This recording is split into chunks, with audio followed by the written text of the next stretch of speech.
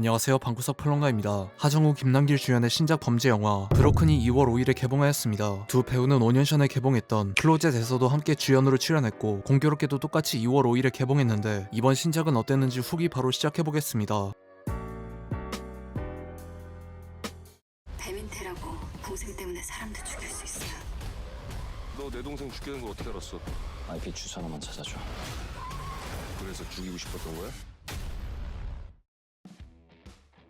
초기 시나리오 제목은 야행이었으나 영화의 내용과 주인공의 감정을 직설적으로 표현한 제목인 브로큰으로 변경되었다고 했고 촬영은 2021년에 마무리되었지만 개봉까지 4년이 걸린 창고 영화입니다. 주연 배우 하정우는 이번 영화를 두고 오랜만에 나오는 진한 하드보일드 감성의 영화라고 소개했는데 하정우가 연기한 캐릭터 배민태의 모습은 개인적으로 정말 좋아하는 영화인 나홍진 감독의 황해에서 하정우가 맡았던 김구남의 이미지와 많이 닮아있어서 궁금해졌습니다. 언론 시사회 이후에 나온 평가들은 아쉽다는 얘기가 많은데 작년에 개봉한 같은 제작사의 영화이자 비슷한 장르의 화려한 캐스팅 때문에 기대했다가 아쉬운 평가를 받았던 리볼버처럼 되는 것이 아닌가 걱정되었습니다. 동생 대신 감옥에 다녀왔다가 조직폭력배 생활을 청산하고 건설 노동자로 살아가던 주인공 배민태는 동생 석태가 문제가 생겼다는 음성 메시지를 남기고 자취를 감추자 여기저기 수소문하며 동생을 찾아 나서지만 석태는 싸늘한 주검으로 발견됩니다. 민태는 동생과 함께 몸담았던 조직인 창모파의 두목 석창모와 라이벌 조직인 삼거리파의 두목인 강호에게 석태의 죽음에 대해 물어보지만 조직에서 벌인 짓은 아니라는 대답을 듣고 석태의 아내이자 창모파가 관리하던 노래방을 운영하던 차문영이 석태가 죽고 나서 은행 잔고를 전부 출금한 다음 흔적도 없이 사라졌다는 사실을 알게 됩니다.